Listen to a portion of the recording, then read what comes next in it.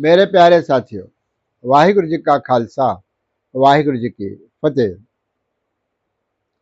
धन धन साहब श्री गुरु अर्जन देव जी महाराज की पावन वाणी, श्री सुखमनी साहिब जी की लड़ीवार विचार चल रही है।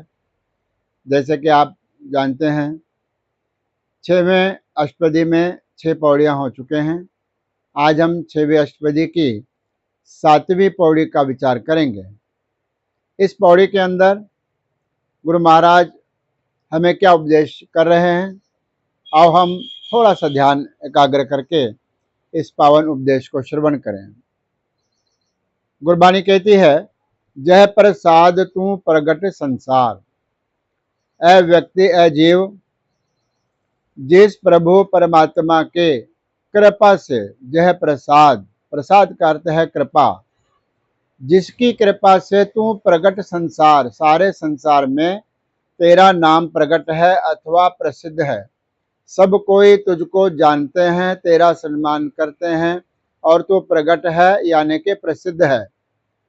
ऐसे प्रभु को, तिस प्रभु को मूल न मनो विसार।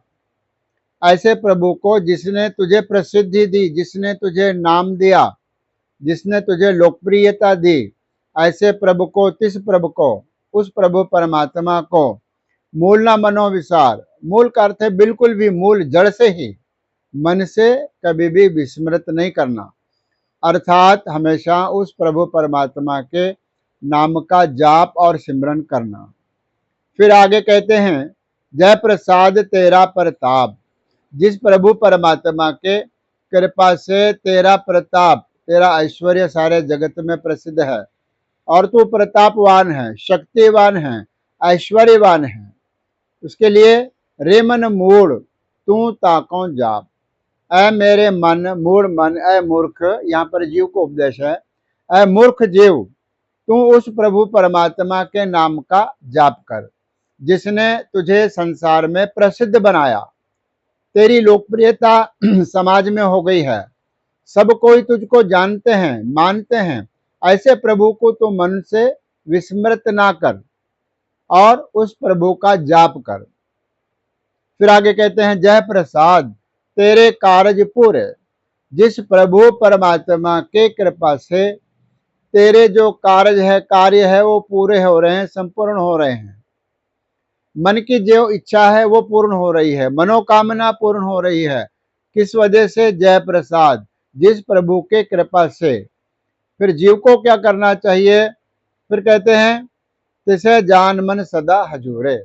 ऐसे प्रभु परमात्मा को अपने साथ, हजूरे का अर्थ है अंग संग मान। जिस प्रभु के वजह से ये सब कुछ हो रहा है, ऐसे प्रभु को तू अपने साथ ही है, हजूर है, ऐसा मान करके चल, क्योंकि वह हमारे अंग संग है। फिर कहते हैं, जय प्रसाद तू पावे साच, जिस प्रभु परमात्मा के कृपा से ए जीव तू उस साच, साच का अर्थ यहाँ पर परमात्मा सत्य है। जिस प्रभु के कृपा से तूने सत्य को जान लिया, जिस प्रभु के कृपा से तूने उस सच को प्राप्त कर लिया, पावे है, पावे का अर्थ है तूने प्राप्त कर लिया है साच, साच का अर्थ है परमात्मा। फिर कहते हैं, रे मन मेरे तू तासु राज, वो तो तुझे मिल रहा है, तू भी उसमें मिल जा। ऐ मेरे मन तू तासु राज, राज का अर्थ है जुड़ जाना। परमात्मा हमसे जुड़ने के लिए तैयार है, लेकिन जीव जो है वह परमात्मा से जुड़ने के लिए तत्पर नहीं है, तैयार नहीं है। तो यहाँ पर वो उपदेश कर रहे हैं कि तू भी अपने मन से उस प्रभु परमात्मा के साथ जुड़ जा, जो तेरे साथ जुड़ने को तैयार है। फिर कहते हैं, जय प्रसाद सबकी गत होए। कहते हैं जो सबकी, सबका अर्थ है जितने भी जीव है उनकी कल्याण हो रही है। गत, गत का अर्थ है उनकी गति हो रही है, उनकी मुक्ति हो रही है। ऐसे जो प्रभु के कृपा से जो सबकी गति हो रही है, सबको मोक्ष मिल रहा है और सबका जन्म और मरण संवर रहा है, उसके बारे में क्या कहते हैं? नानक जाप जपे जप सोए।